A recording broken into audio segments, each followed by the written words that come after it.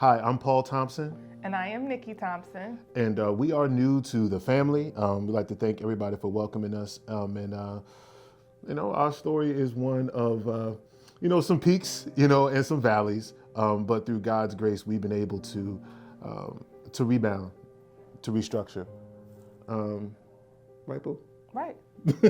So we joined Messiah. Yes. We've been here at Messiah. Well, our first time visiting was in December. January 1st. Yep. Right? New Year's Eve service, yep. Okay, and what brought us here? Yeah, what brought us here was we were searching for something. Like, we were looking for a new church. We knew we were leaving our past church, and it was about trying to find a space where we really felt like God was leading us to. We had known that we needed to switch churches, or felt God calling us to move from our old church for some years, right? Some years before then. And it wasn't until New Year's Eve when we walked into Messiah and we heard Pastor Rob preach and we were involved in the service that I literally heard God say, "This is it." Right? We didn't have to search anymore. We had found our home, and that was it, man. And then what was cool was that my son, afterwards on the way out, he said, "Daddy, like, this is it. I want to go to this church." And so we're very, very grateful to be a part of the family, and we felt like we found home.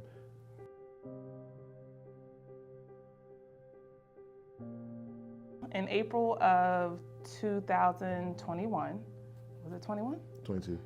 22, we were evicted from our home.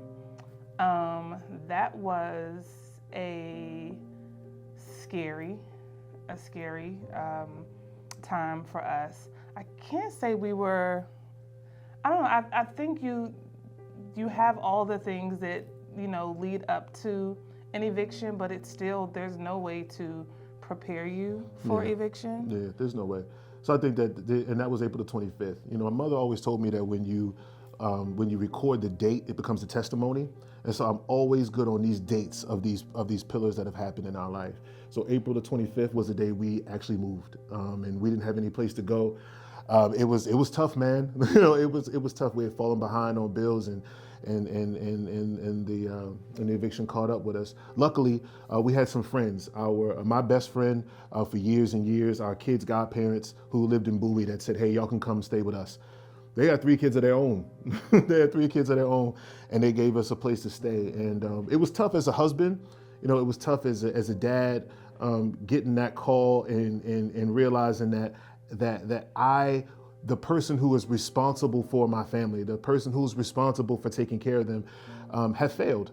And it was a rough time, man. It was a lot going through my mind. Like, God, you've given me charge of these people. God, you've given me responsibility over this family, and I failed. And I failed. I failed. We were the leaders at our church. We were the couple that we were coaching other couples at our church. Yeah. We were leading other ministries at our church. We were the ones who were always speaking into the lives of other families. And so now here we were homeless. Yeah. And so it's like, how do you go from being the family that pours into the other family, and now you're that family that's currently homeless, and you have to find somewhere to put your children. It's like you feel like you failed yourself. You feel like you've failed God because God has blessed you with like all of these things to be able to pour into other people, but you didn't like what did you do with the things that God gave you? Mm-hmm. Like, it's like you fumbled the ball.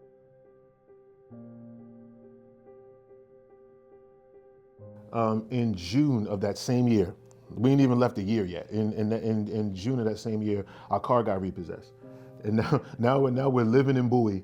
I work in Ellicott City, so that's about an hour drive to and an hour and a half drive home, depending upon traffic. Our car got repossessed, and now I don't know how I'm going to get to the place where I provide. It's like I felt like I was getting kicked when I was down, right? Like, I'm already down. Why are you kicking me still? You know what I mean?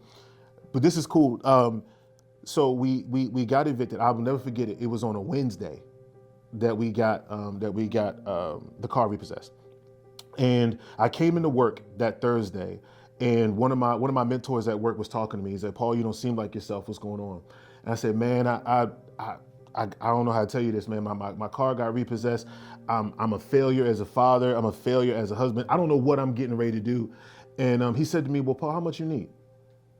And I was like, I can't tell you, how much I need. Like, that's crazy. It's a crazy amount of money, And he was like, man, for all that you've done for us in this department, at this job, man, like, this is the least I can do. He was like, you're going to have it on your desk by tomorrow.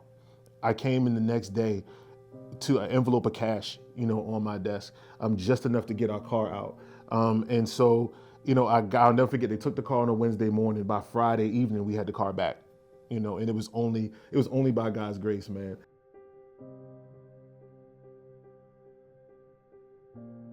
And you would think that would be enough, right? You would think that would be enough.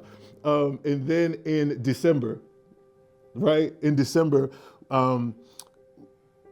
I had been working in a department at work for years, right? 14 years, like toiling, right? I saved every single no that I got in after an interview, right? There were 15 no's that I got, time at the time. I counted them, bro. I kept them in a file on my computer.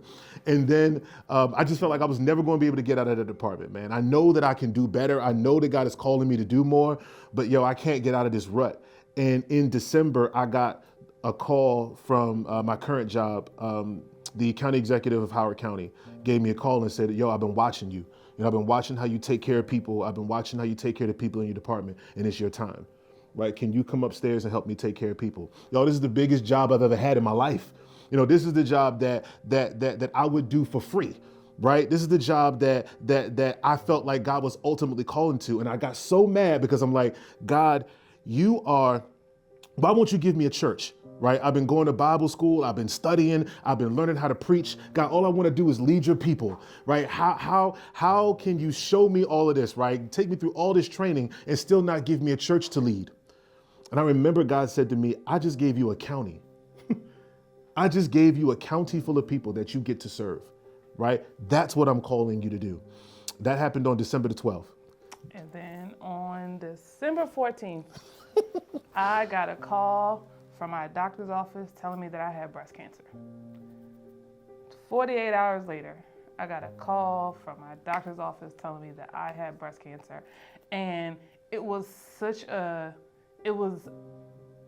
difficult time in our life because I wanted to be excited for him. I wanted to be excited for this new job that I knew was a big role. I knew was an exciting time for him, but I was angry. I was frustrated. I was frustrated with him. I was angry at God because, how am I going to be happy for him? Yes, I know he got this job. Yes, I know it's a big deal for him. Yes, I know it's a huge blessing to us financially because it was a huge blessing to us financially, but I just got a diagnosis that could kill me. Jesus. So I'm not excited. I'm not happy. And I'm resentful every single time I hear about this blessing that he has, because is it really a blessing if, I die? At least that's how my mind was working. But I got the diagnosis. I actually got the diagnosis on December 14th. I had major surgery on January 31st. And in February, I got a call saying that they'd removed all the surgery. Yeah. I mean, they'd removed all the cancer, and that I no longer had cancer. So it's like, Nikki, shut up. Come on, son. It's like, Nikki, shut up. Like, what are you complaining about? And I wish I could tell you that I stopped complaining.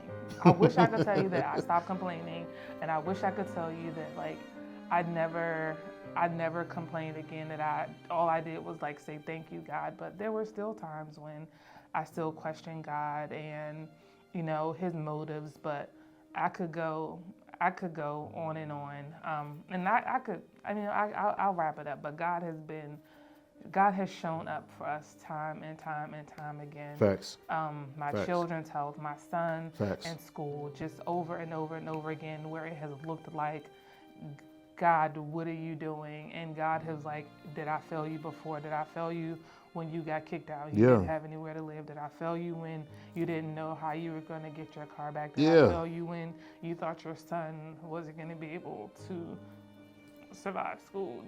Did I fail you when you thought you were going to die? time and time again, God was like, you have receipt after receipt after receipt after receipt on what I continue to do in your life. So I'm not going to bring you through all of those things just to get you here over, you know what I'm saying, with something small and, you know, leave you hanging.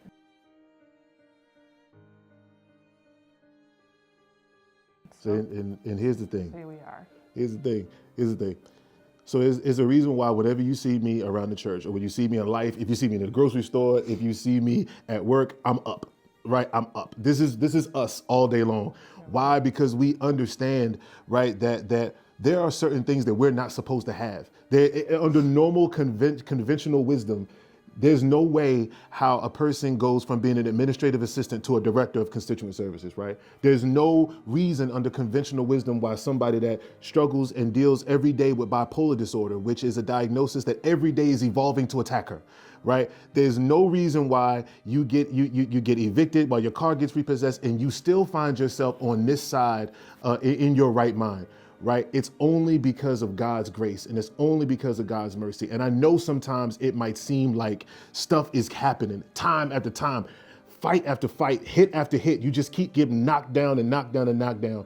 But we are living, breathing, walking, talking testimonies of God's grace and God's mercy. And I've made a promise to God that anytime you put me in front of a camera, anytime you give us a microphone, we will point people back to you, because the only way that something like this happens is when you allow God to write your story. And so that's the thing, that our story don't make sense to man. It doesn't make sense in earthly wisdom. But that's what happens when God writes your story. So no matter what you're going through, no matter what it is that you're facing, no matter what it is that is evolving to attack you, understand something. When you put God at the center of your story and you give him the pen, right? And you take your hands off, he will do exceeding and abundantly above all you can ever ask or think. Right, Boo? What he said. Nice. Mm-hmm.